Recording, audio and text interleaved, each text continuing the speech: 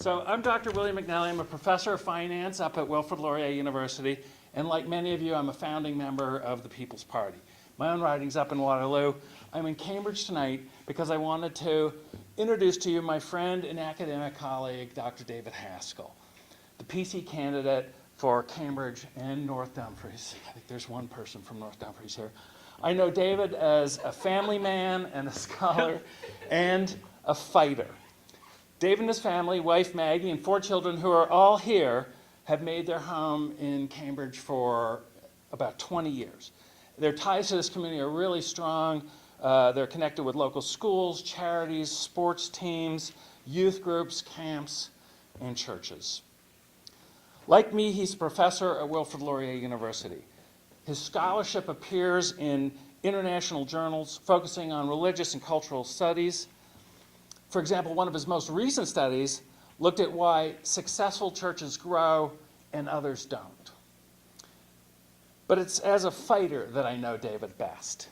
If you've followed current events for the last couple of years, you've read extensively about the battles over free expression at Wilfrid Laurier. You will have noticed David's name come up again and again in the media.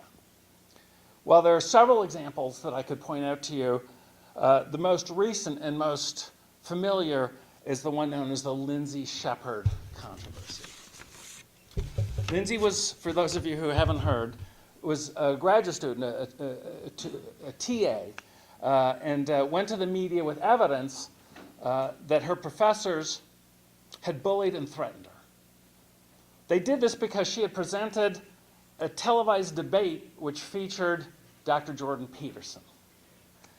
The course instructor and the program director were outraged that she had expressed a point of view that was not their own, and said that she had done something akin to showing a speech by Hitler.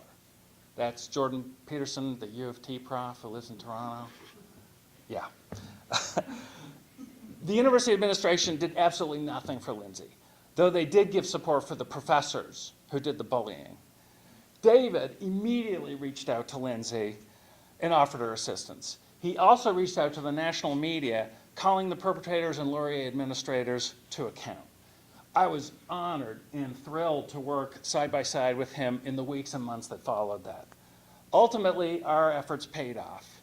Lindsay was exonerated completely, and it was determined that her professors had lied. Under duress, the university administration apologized. While I was pleased to work with David, I was equally disgusted with the majority of our colleagues and with the university administration. Some blamed Lindsay. Some were worried about being bullied by far-left radical faculty. Others were just worried about hurting their career, and so they stayed silent.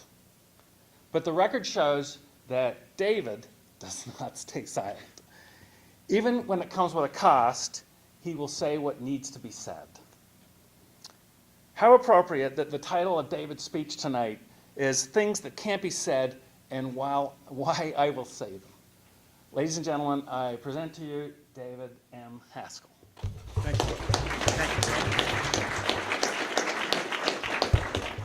I think that Will should be the candidate up in Waterloo for the People's Party. What do you think?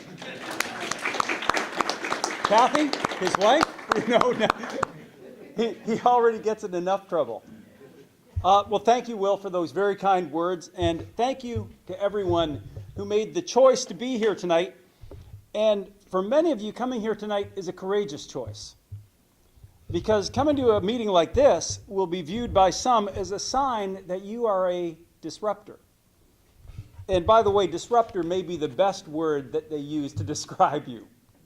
Right now, there's intense pressure put on us by media and academia and our own federal government to keep our mouths shut.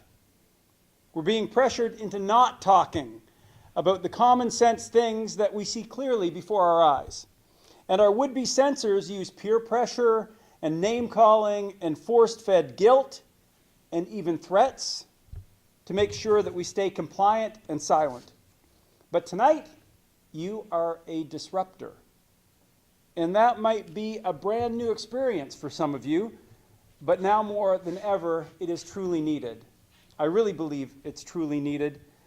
In fact, I lead a group of young men And each week we get together and we talk about focusing on how we can make our character stronger, and how we can tell the truth more often, and how we can consistently show courage.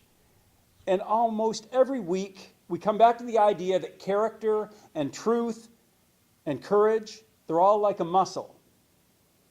To get them stronger, we need to exercise them at every opportunity, because even small exercises of character, truth, and courage will build that muscle.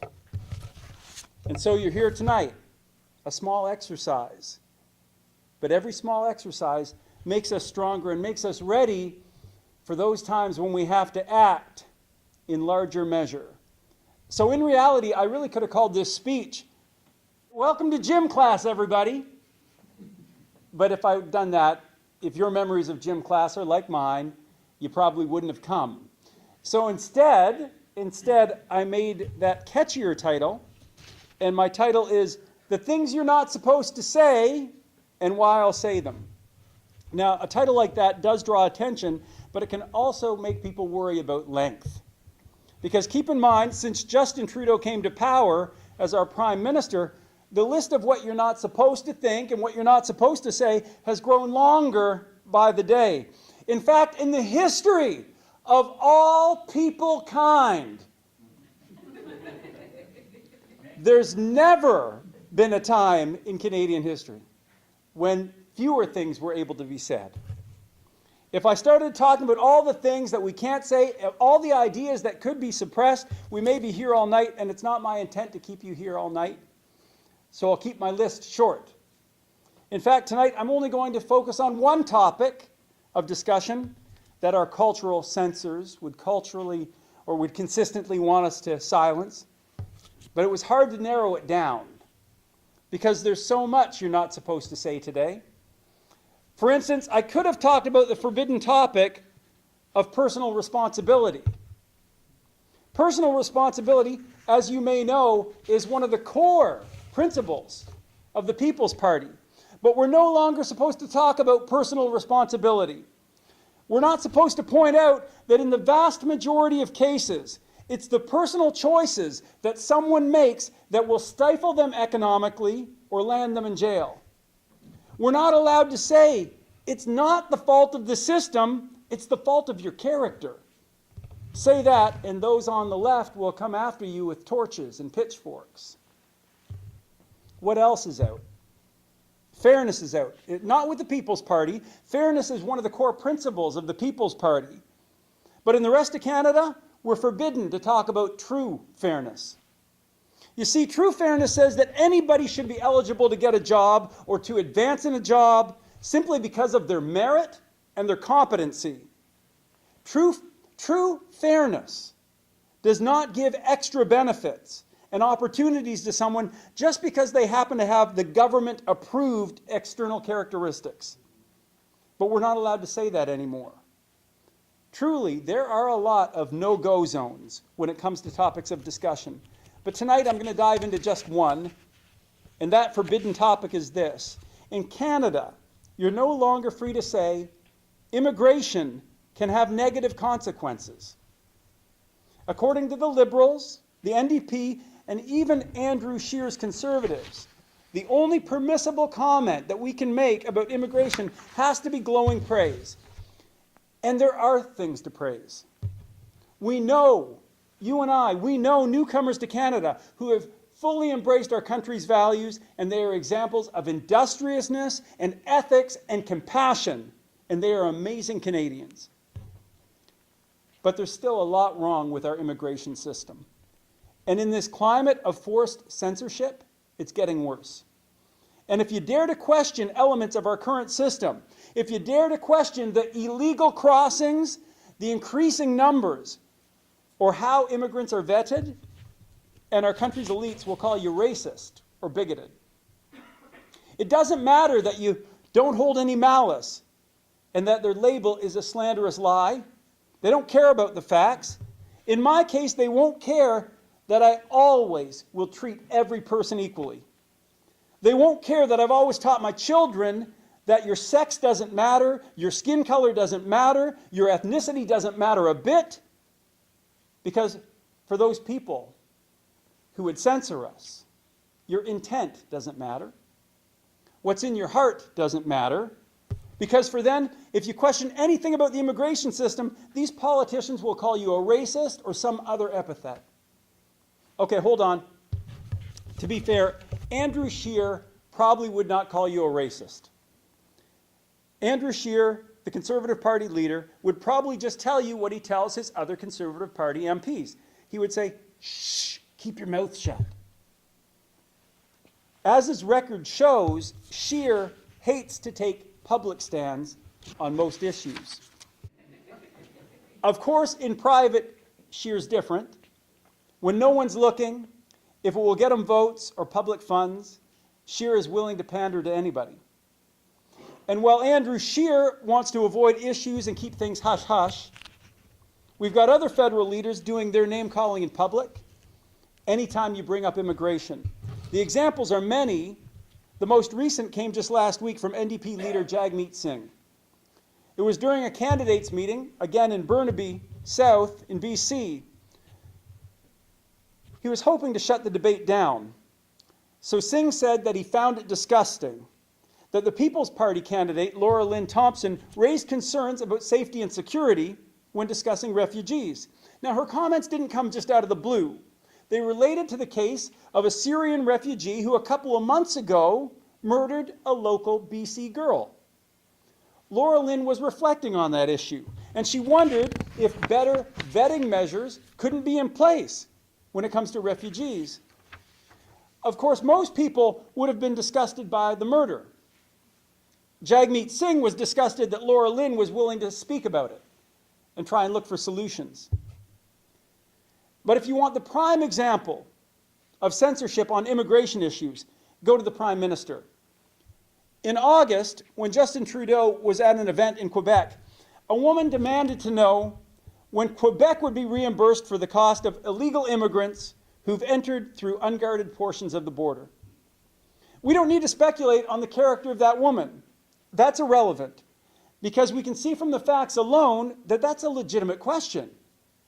By way of background, let's recall that in January 2017, Justin Trudeau made his famously idiotic and irresponsible Twitter post. In that social media message, he said that Canada would welcome every immigrant. And people around the world took him at his word. Illegal immigration to Canada has now skyrocketed to its highest levels ever.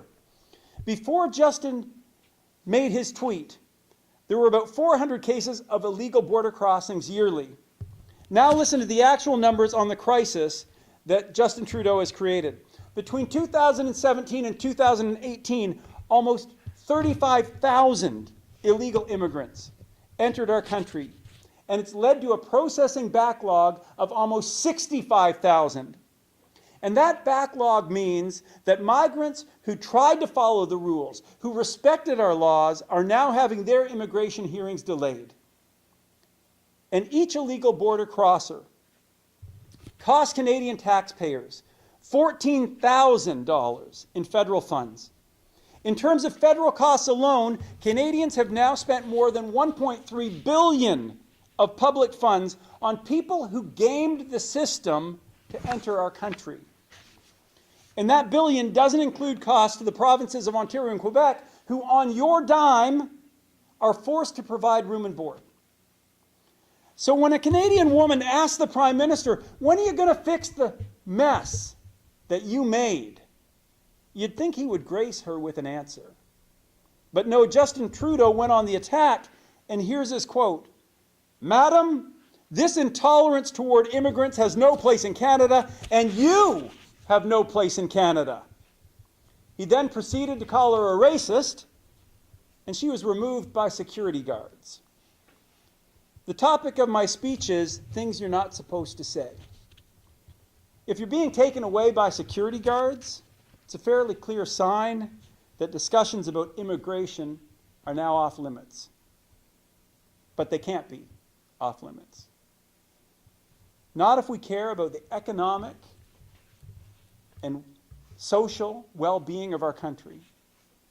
So I'm having a conversation about immigration tonight with you.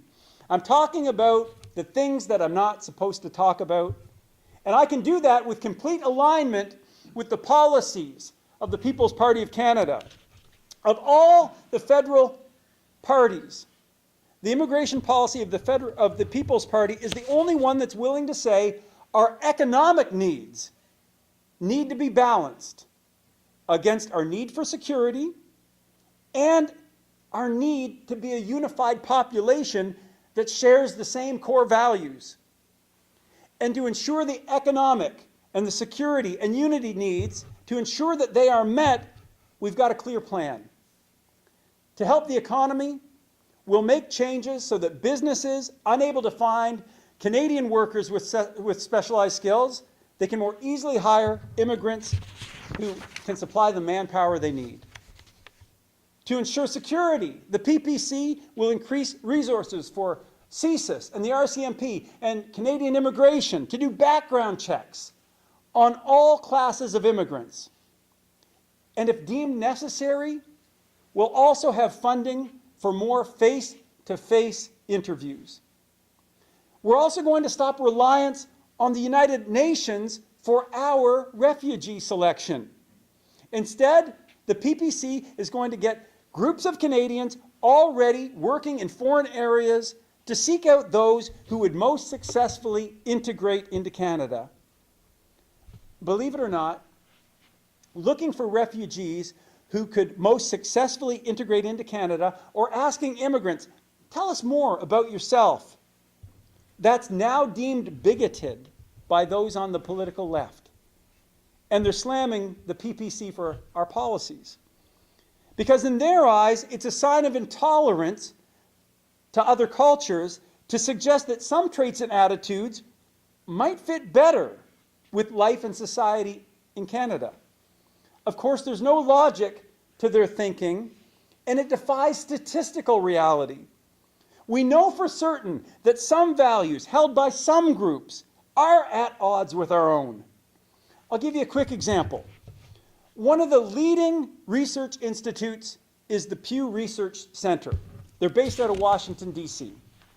In 2017, Pew published the results of the largest survey ever on the personal values of people living outside the West. So from that survey, we know that a third or more of the population of Afghanistan, Egypt, and Palestinian territory say suicide attacks in defense of Islam are justified. In Afghanistan, Pakistan, and Egypt, between 80 and 90% say women should not have the same rights as men. In those same countries, the majority say Sharia, religious law, should be the law of the land, and a majority also say that they prefer an authoritarian style of government to a democracy. Now, I'm not trying to pick on those particular countries. With the Pew survey data, I could have picked any number of countries that would show troubling attitudes. And make no mistake, I believe that there are people in every country who are good people, who don't hold troubling views, and they would make fine Canadians. But only a fool would choose to ignore what the statistics can tell us and can teach us. We've got to stop this willful blindness. We've got to stop sticking our head in the politically correct sand. Facts cannot be off limits. When facts are allowed, we create better procedures to make our country more secure. Let's talk for a minute about unity and social harmony. For unity and social harmony, the PPC plan on immigration is simple and effective. We want to slow immigration down. And to be honest, it's that part of the PPC policies that makes the other parties the most crazy. It's what gets the name-calling going. And here's the irony. It makes them yell the loudest because they know it's where we have our strongest evidence. They would prefer if they could just get us to shut up, because when more Canadians hear the facts, the more they embrace the policies of the People's Party. If you're like most Canadians, you don't even know what our yearly immigration rate is. But don't feel badly. Your ignorance is actually government-sponsored. In April 2018, the Canadian press published leaked government memos. In them, bureaucrats advised the Liberals to suppress the facts around immigration numbers. Why? Because focus groups showed that when the population learns the real numbers, support for immigration drops. So if you're like most Canadians, you'd be shocked to hear that Canada's immigration rate is the highest of all G7 nations. Let's take a moment to do a thought experiment. Think about any country in the West, a country that you've read about in the news and that you've heard about civil unrest tied to immigration. If you're having trouble, I'll help you out. Germany might come to mind. The recent riots in France might come to mind. Brexit and the crumbling social unity in Britain might come to mind. In each of those countries, mass immigration is a key part of a mix that's led to massive civil unrest. But most Canadians have no idea that in each of those countries, the immigration rates are significantly lower than what we have in Canada. The most up-to-date statistics on country immigration rates are compiled by the CIA in the United States. And those stats show that Canada's annual immigration rate is more than double the immigration rate of Britain. It is 4 times that of Germany and is 6 times that of France. Based on the outcomes we're currently witnessing in these other countries, is it not fair to question whether Canada's massively higher immigration rates need retooling? Isn't it better to take the lessons from other nations and be proactive now rather than wait for the problems that are already occurring elsewhere? Being proactive is exactly what the People's Party calls for. And the reductions we're proposing are fair and moderate. Here are the specifics. We want to change the 350,000 immigrants per year that the Liberals put in place and reduce that down to 250,000 per year. By the way, if that 250,000 still sounds high, surveys show that most Canadians think our immigration rate is about 150,000 per year. What's important to note is that the best social scientific evidence proves that the PPC plan is exactly what's needed for the good of our country and for the good of immigrants. As a researcher myself, I love to talk about what the studies show, but I know that everybody is not as enamored with that kind of nerdy stuff. So I'm not going to talk about what all the studies show. Instead, I'm just going to talk about one researcher. His name is Eric Kaufman.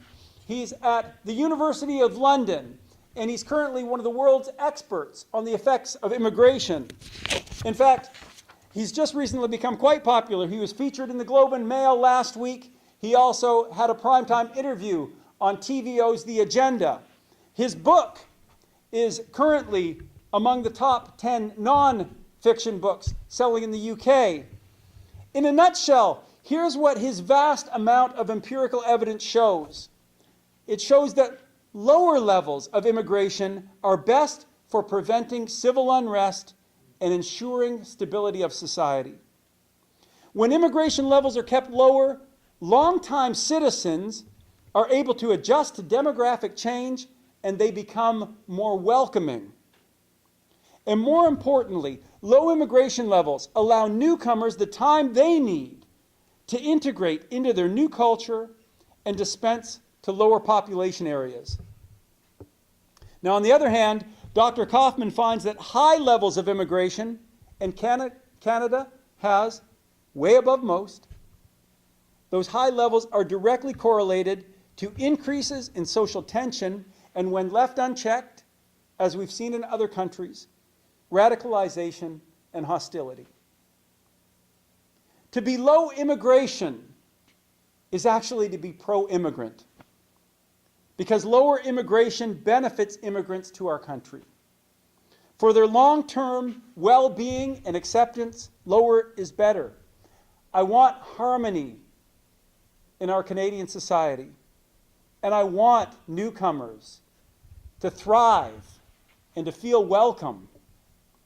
So I'm mindful of what numbers we need to accomplish that goal.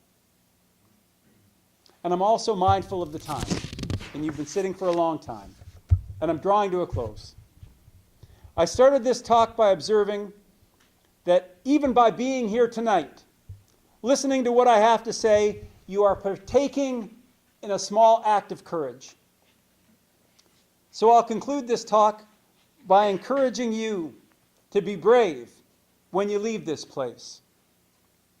There are so many things that are now forbidden to discuss.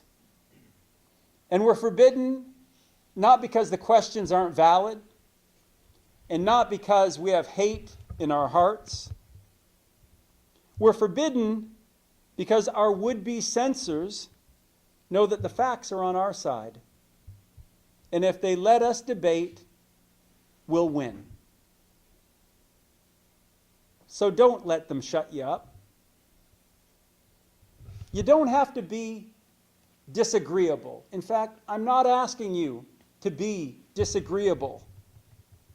But you do have to start disagreeing. You have to start disagreeing if we're going to win our country back. Start using your courage, even in the smallest opportunities, and that muscle will grow. That courage muscle will grow. I guess I really did mean it when I said, welcome to gym class, everyone. Thank you.